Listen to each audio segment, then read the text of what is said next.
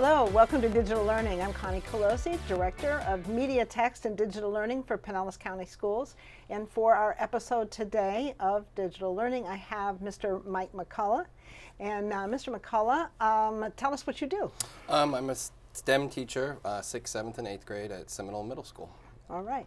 So I recently had a chance to visit your classroom or your school and watch an event that you sponsored. Tell us about that. Yeah, it's my Women in STEM breakfast. I started it a few years ago at another school, and I brought it to Seminole Middle School.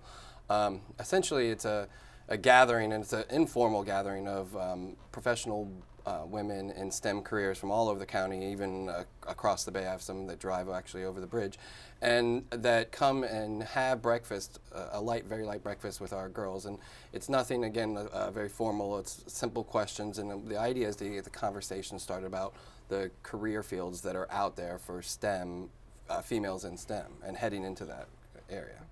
So what kind of support have you had from your administration? Oh, yeah, my administration loves it. I mean, anything to expand and, show our girls, and it's, again, teenagers don't like to see what's in the future. So any way to open up the door and say, hey, here's what's coming down the road, they've given me, the go-ahead for as much support as I need.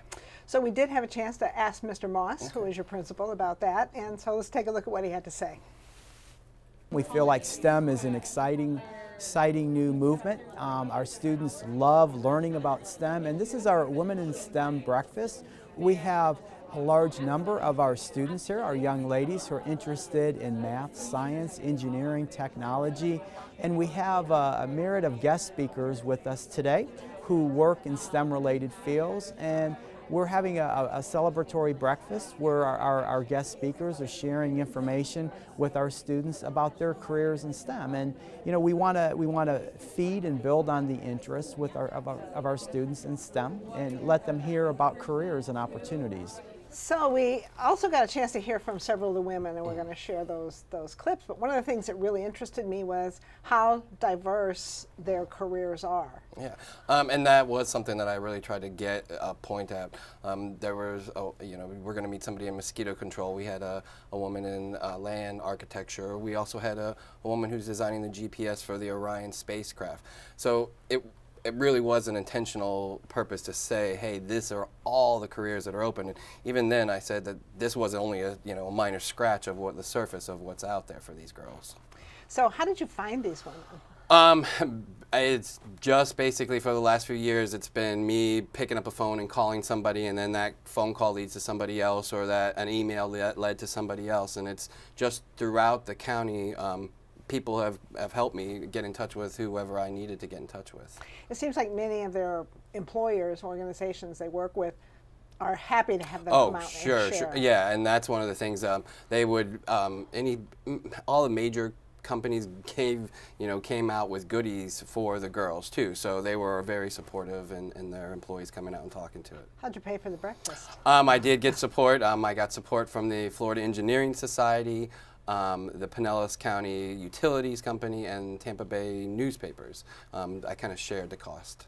Excellent. So let's hear from our first lady that I interviewed, Alisa Berro, and she works with Mosquito Control. So let's hear what she has to say. So my role with Mosquito Control is I actually do education and outreach. So when I come in, I do assist in things like identifying mosquitoes that we trap and helping out technicians with anything that they need. But my major role is I get up and I go out to a school or I go out to a homeowners association, and I get to talk about how to protect yourself from mosquitoes, but also what we do to help protect you from mosquitoes. The number one thing we always ask people is to look around your home and look for standing water, because mosquitoes actually breed in water. So the first part of their life, no matter what kind of mosquito it is, they start in water. And so if you dump out standing water around your home just once a week, then you can really cut down on the amount of mosquitoes around you. The number two thing is always wear repellent if you're outside during a high mosquito time. So anytime you're outside just before sunset or around sunset, or just before dawn, which if you wake up early enough for that, good on you.